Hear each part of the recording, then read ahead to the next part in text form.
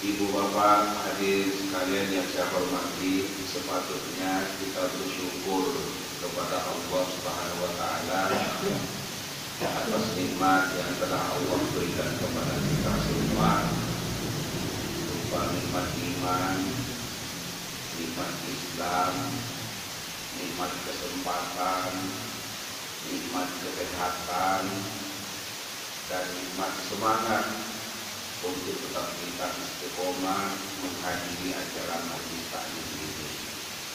Mudah-mudahan kehadiran kita ini dicatat oleh Allah sebagai amal sholih yang bisa memperberat timbangan amal sholih kita kelak di alam akhirat. Mudah-mudahan Allah senantiasa mengkaruniai nikmat sehat kepada kita semua, sehingga semangat kita untuk hadir bisa menjadi lancar, tidak ada hambatan karena kita sehat. Amin Allahumma amin. Ibu bapak hadirin sekalian yang saya hormati, mari kita lanjutkan ngaji kita.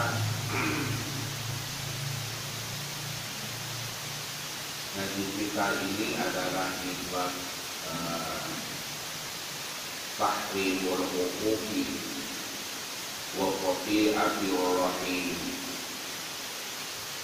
larangan tentang durhaka kepada kedua orang tua dan memutus silaturahim.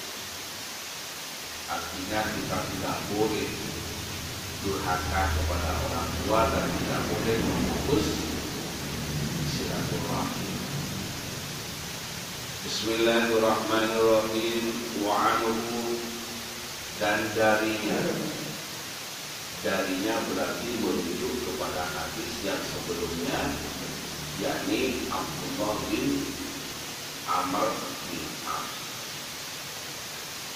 Wa anhu, dan darinya anna Rasulullah sallallahu alaihi wasallam, sesungguhnya Rasulullah sallallahu alaihi wasallam beliau bersabda. Apa sabda Rasulullah? Minal kabairi, termasuk dalam dosa besar, ar-rajulu walidayhi, adalah seseorang yang memaki kedua orang tuanya sendiri. Qalu, para sahabat bertanya, ya Rasulullah, wahai Rasulullah, wahal yashtumu rajulu walidayhi, apakah mungkin ada orang yang memaki kedua orang tuanya sendiri? Qala, Rasulullah menjawab, na'am, iya. Maksudnya iya ini ada. Yasubbu abar rajuli fa yasubbu abahu. Apabila seseorang memaki ayah orang lain, kemudian orang itu membalas memaki ayahnya, wa yasubbu ummuhu fa yasubbu ummuhu, wa yasubbu ummahu fa yasubbu ummahu. Kemudian ia memaki ibu orang lain,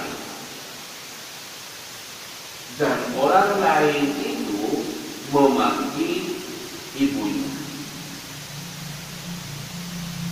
Muttafaqun alaih, hadis ini sahih. Wa fi riwayatin, dan di dalam riwayat yang lain, inna min akbaril kabairi, sesungguhnya termasuk dosa besar, ayyal amal rajulu walidayhi, yaitu melaknat. Yang ada makna asalnya melaknat, tapi maksudnya sama-sama mencaci maki. Seseorang yang mencaci maki kepada orang tuanya sendiri. Gila. Kemudian ditanyakan kepada Rasulullah, ya Rasulullah, wahai Rasulullah, kaifa yal'anu rajulu walidayhi, bagaimana bisa seseorang itu melaknat atau mencaci maki kedua orang tuanya? Qala, Rasulullah menjawab, yasubbu abar rajuli wa yasubbu abahu, yakni seseorang yang mencaci maki orang tuanya orang lain, kemudian orang lain itu balas mencaci orang tuanya sendiri.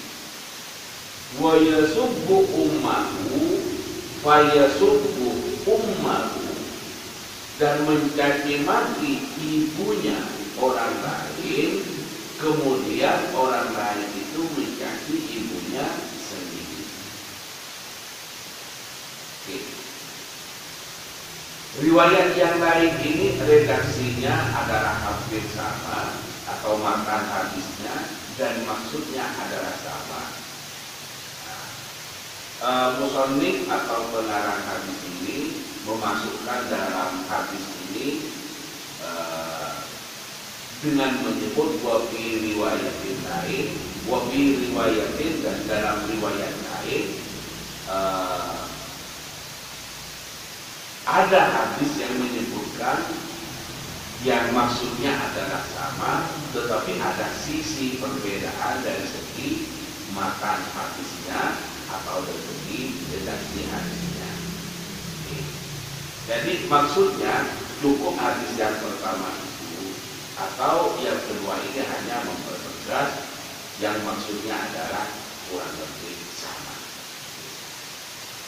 Ibu bapak hadirin sekalian yang saya hormati, apa maksudnya dari hadis ini dan memberikan pelajaran apa? Atau hikmah apa yang bisa kita ambil dari sabda Rasul yang kita kaji pagi ini? Bahwa satu ketika itu Rasulullah pernah berkata, termasuk dosa besar bagi seseorang yang mencaci maki orang tuanya atau ayahnya, termasuk perbuatan dosa besar bagi seseorang yang mencaci ayahnya. Kemudian Rasulullah bertanya, apakah ada ya Rasul orang itu mencaci maki orang tuanya sendiri? Kata Rasulullah, iya ada.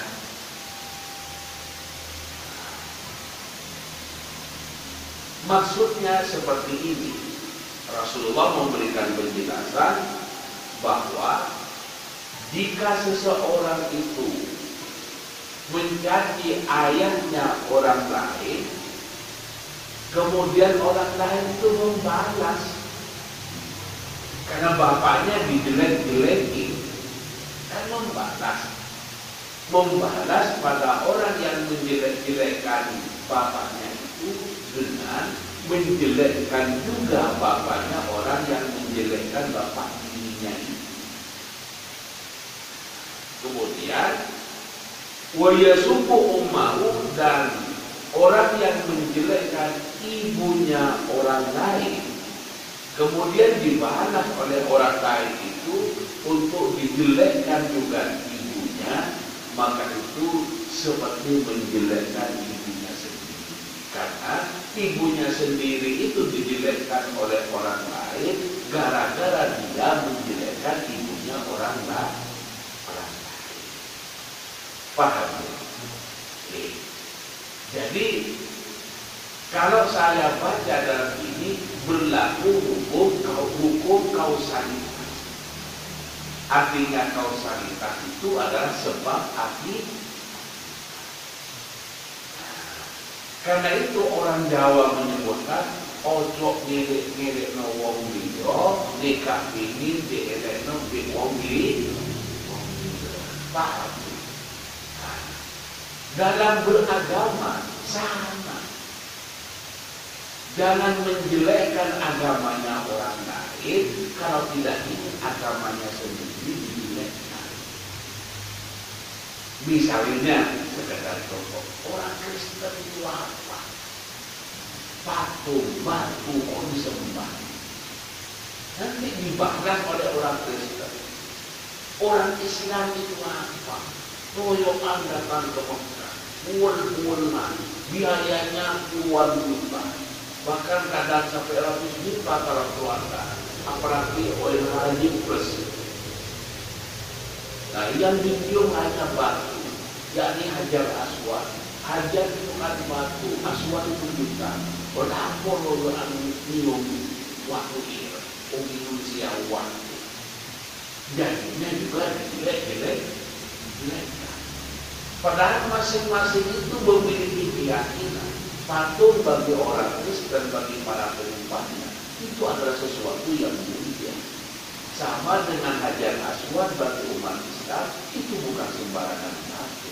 Itu adalah batu yang dimuliakan oleh Allah, yang dimuliakan oleh umat Islam, itu didatangkan oleh Allah dari surga. Sampai Nabi mengatakan, barang siapa yang pernah menyentuh Hajar Aswad, maka Hajar Aswad itu akan bersaksi nanti di hadapan Allah pada hari kiamat untuk orang itu akan tidak dimasukkan ke neraka karena pernah menyentuh Hajar Aswad. Ini kan memiliki keutamaan yang luar biasa. Nah, karena itu maka jangan saling menjelek-jelekkan.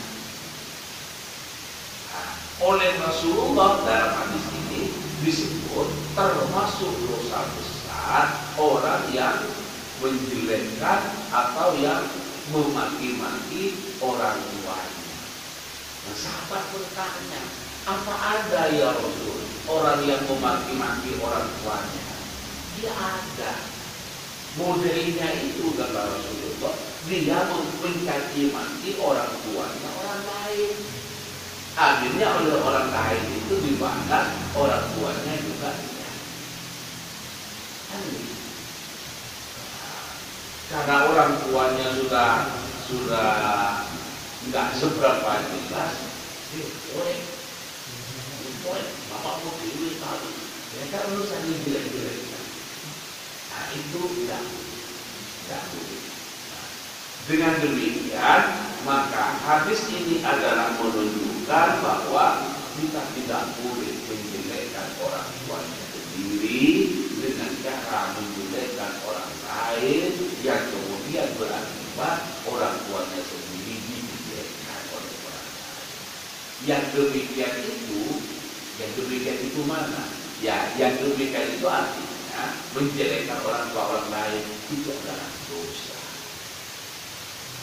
Nah, ini namanya sebab akibat. Kalau kita lihat dalam kaidah fikih itu, usul fikih itu,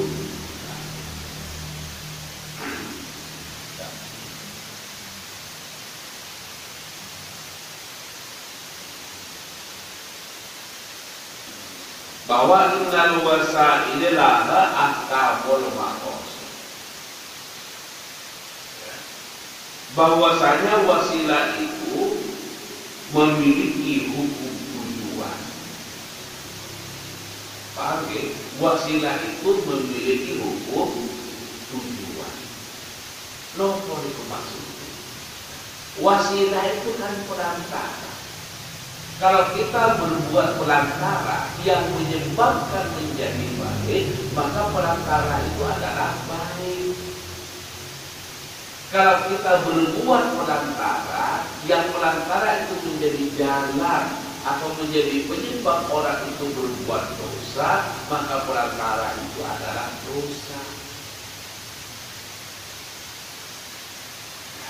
Saya beri contoh. Kita membuat kamar di rumah, apakah boleh? Boleh. Tapi kalau kamar itu dibuat jalan untuk berbuat zina bagi orang lain, maka kita membuat kamar itu adalah dosa, karena itu menjadi perantara orang lain berbuat dosa. Kalau kita membuat kamar itu dipakai kita berhubungan suami istri, yang berarti itu adalah halal, maka kita membuat kamar itu adalah dapat pahala, karena hubungan suami istri itu adalah pahala. Tapi kalau hubungan dengan bukan suami atau bukan istrinya itu adalah dosa. Maka yang menjadi penyebab itu adalah dosa. Nah, karena itu maka di lingkungan kita itu Pak RT, Pak RW tegas mengingatkan bapak-bapak, ibu-ibu yang memiliki kos-kosan, tolong buat aturan bahwa tidak boleh memasukkan anak perempuan. Ayo yang punya kos anak perempuan, bapak ibu tolong diingatkan buat aturan tidak boleh memasukkan anak laki-laki. Kenapa? Karena memberikan kos-kosan kepada anak yang memasukkan lawan titik itu kan menjadi perantara untuk berbuat dosa. Nah, menjadi perantara membuat dosa itu maka kita ikut berdosa. Nah, sebaliknya membuat perantara untuk menjadi baik itu adalah baik. Dan misalnya kita membuat tempat kencing, apa sih yang tempat kencing? Mungkin dia kalau sholat itu adalah baik. Enggak begitu logikanya. Orang yang mau berwudu biasanya pipis dulu. Nah, kalau kita pipis itu menjadi jalan, kemudian setelah itu berwudu, wudu itu menjadi jalan untuk melaksanakan sholat, maka yang membuat tempat titis, yang membuat tempat duduk itu adalah pahala besar, itu karena jalan untuk menuju menjadi baik. Kalau dalam kaidah usul fikih itu ma la yatimul wajib illa bihi bahwa wajib. Asalnya yang tidak wajib itu, tapi menjadi prasyarat untuk mengerjakan barang wajib, akhirnya ikut wajib. Contohnya, orang berwudu itu sunnah. Dengan berwudu monggo, tidak berwudu monggo. Karena berwudu itu hukum asalnya adalah sunnah. Jelas gitu? Tapi jika berwudu itu menjadi syarat sahnya sholat, dan sholat itu adalah wajib, maka berwudu itu jadi wajib. Nah, sholat itu kan wajib. Syarat sahnya sholat harus punya wudu, maka berwudunya itu adalah menjadi wajib. Mana yatimul wajib illa bihi bahwa wajib. Sesuatu yang menjadi penyempurna perbuatan wajib, maka penyempurnanya itu juga ikut wajib. Berwudu sunnah, tapi jenengan mau baca Quran. Nah, mau baca Quran itu menyentuh Quran harus punya wudu. Maka berwudu yang asalnya sunnah, tapi untuk kepentingan memegang Al-Quran, maka berwudunya adalah wajib. Jelas ya? Oke. Jadi seperti itu. Nah, apa yang menjadikan jalan itu adalah juga menjadi wasilah tentang tujuan dari hukum itu sendiri. Nah, itu saya katakan tadi, innal wasaili laha ahkamun maqasid. Bahwasanya wasilah itu memiliki hukum tujuan. Menjadi persyaratannya. Oke. Bapak Ibu hadirin sekalian yang saya hormati. Dalam hadis ini para sahabat bertanya, "Ya Rasulullah, wa hal yashtumur rajulu walidayhi?" Apakah mungkin ada orang yang berbuat mencaci maki kepada kedua orang tuanya? Rasulullah menjawab, "Oh, nana, ada." Kenapa kok para sahabat ini bertanya? Di Arab itu pada masa itu adalah tidak umum. Anak itu marah-marah kepada orang tuanya, mencaci maki kepada orang tuanya, itu adalah tidak umum. Karena itu kalau ada anak mencaci orang tuanya, para sahabat, apa ada ya Rasulullah? Anak itu mencaci orang tuanya. Orang tua itu adalah sosok yang wajib kita muliakan, dan perintah untuk memuliakan orang tua itu bukan hanya kata yang utama, tapi dawai Allah Subhanahu wa Ta'ala dan dawai Gusti Rasulullah Sallallahu Alaihi Wasallam. Dengan kita ketinggali dalam Al-Quran surah Al-Isra ayat 23 itu, wala taqul lahuma uffin wala tanharhuma wa qul lahuma qawlan karima. Wala taqul lahuma uffin, maka janganlah kamu mengatakan kepada kedua orang tuamu uff. Uff ini adalah sebuah simbol bahasa kejengkelan yang paling sederhana. Artinya tidak sampai pada tingkatan misu-misu, marah-marah, enggak. Bilang saja enggak. Wala tanharhuma, dan tidak boleh mengatakan perkataan yang menyakiti, yang menggeletar.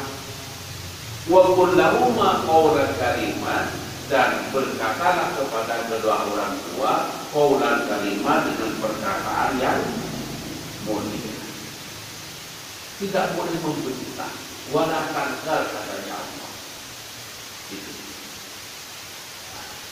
Dengan demikian maka kita wajib memuliakan orang tua, berkata perkataan yang menggambarkan tentang kejengkelan, walaupun itu perkataan yang tidak terlalu kasar, itu saja sudah tidak boleh. Seperti kalimat itu adalah jengkel, tetapi tidak seperti membisu, menjelekkan dan lain. Itu saja sudah tidak boleh. Nah, ini adalah sebagai simbol dalam hal ini yang memberikan pendidikan kepada kita. Kita harus memperlakukan orang tua dengan cara-cara yang santun, dengan cara-cara yang sopan, dengan cara-cara yang memuliakan, bukan dengan cara merendahkan apalagi. Nah, kalau ajaran agama kita ini kita ikuti, maka betapa indahnya kehidupan. Kalau kita memperlakukan orang tua kita seperti itu, insya Allah anak-anak kita juga akan memperlakukan kita dengan cara yang baik, karena yang dicontoh adalah orang tuanya berperilaku baik pada orang tuanya. Maka anak-anak kita nanti akan berperilaku baik karena meneladani kita bahwa kita baik pada orang tua. Nah, dengan demikian maka kita telah mendidik dan mewariskan cara-cara yang baik dalam berinteraksi antara anak dan orang tua. Ini adalah menjadi pelajaran yang sangat baik, mewariskan tradisi baik, yakni berinteraksi dengan orang tua dengan cara-cara yang memuliakan, bukan dengan cara yang merendah.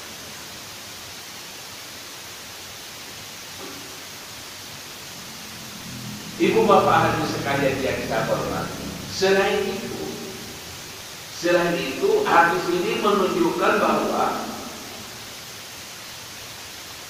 kita tidak boleh mencaci maki orang tua kita sendiri dengan cara mencaci maki orang lain. Kenapa?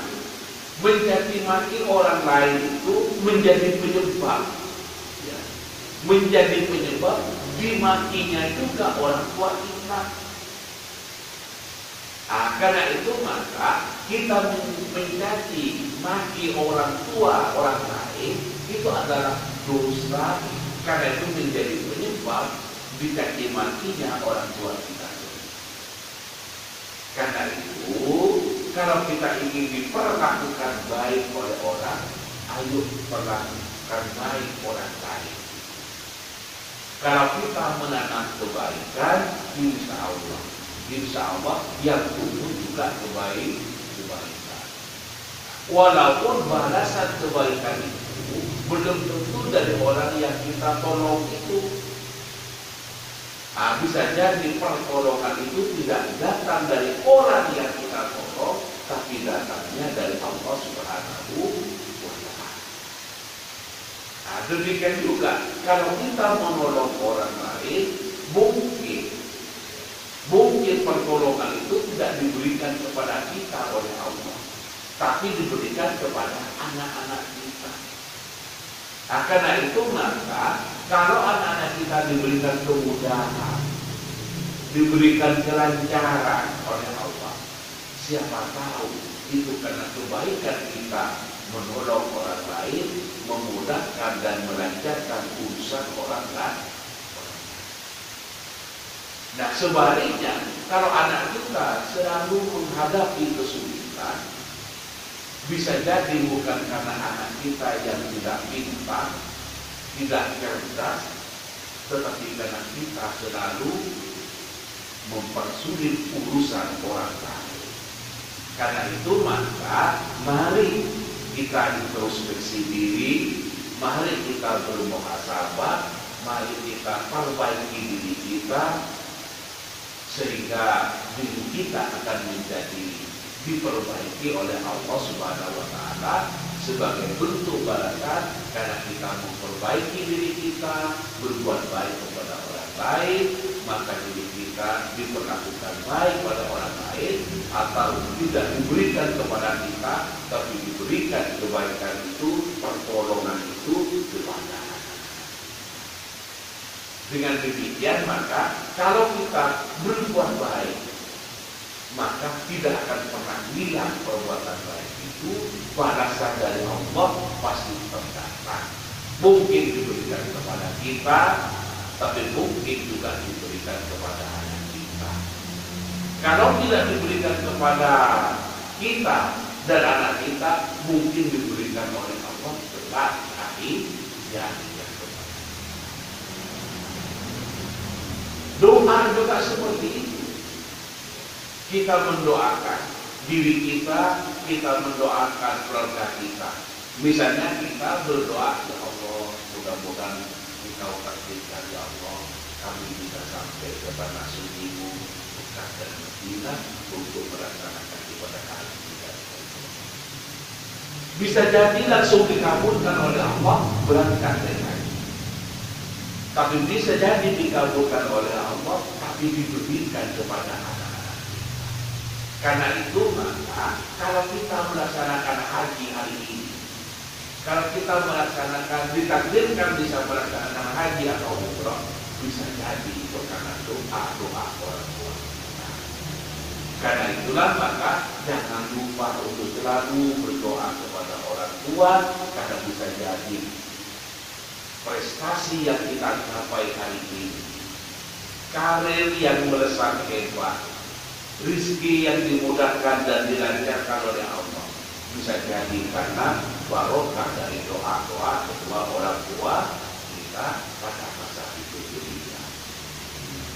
Karena itulah jangan berhenti kita berterima kasih, karena berterima kasih kepada manusia dalam hal ini kepada orang tua, itu namanya berarti bersyukur kepada Allah. Man lam yashkurin nas lam yashkurillah.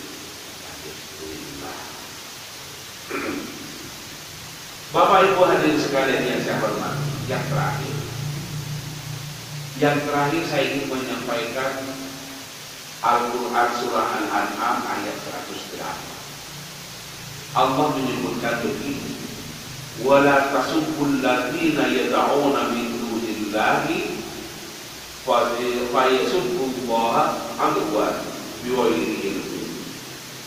Kata Allah,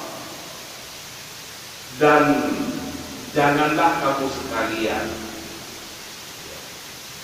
mencaci maki orang yang berdoa atau orang yang menyembah kepada selain Allah, karena mereka itu bisa mencaci maki Allah dengan cara yang melampaui batas dan tanpa dasar pengetahuan. Ayat ini mengingatkan kepada kita bahwa kita tidak boleh menjelekkan orang yang menyembah kepada selain Allah, karena bisa jadi orang itu nanti menjelekkan Allah zat yang kita sembah dengan tanpa pengetahuan, dengan cara yang melampaui batas. Kita tidak boleh menghina orang yang berdoa atau menyembah kepada selain Allah, karena bisa jadi orang yang kita